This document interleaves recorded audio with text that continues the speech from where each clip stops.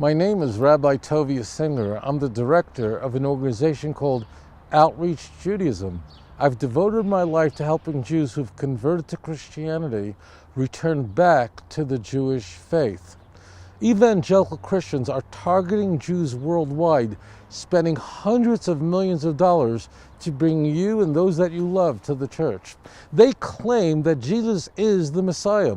Now, the belief in the Messiah is uniquely Jewish, and it's a fundamental principle of the Jewish faith.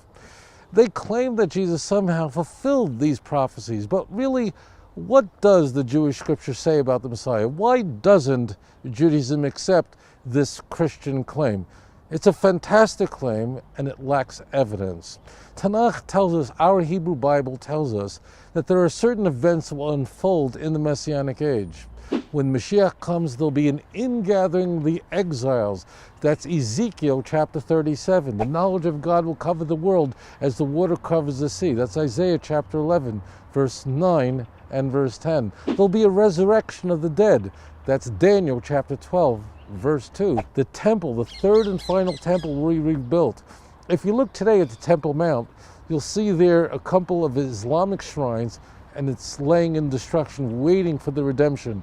But Ezekiel chapter 37, all the way through 47, describes the third temple that will be there forevermore. So we have all these messianic prophecies telling us what the Mashiach is supposed to do. And now we ask the question, there have been hundreds of people throughout history, maybe thousands, who've claimed to be the Messiah, Jesus included. What do they all have in common? They didn't fulfill a single one of these prophecies. There was no building of the temple during the first century. In fact, it was destroyed.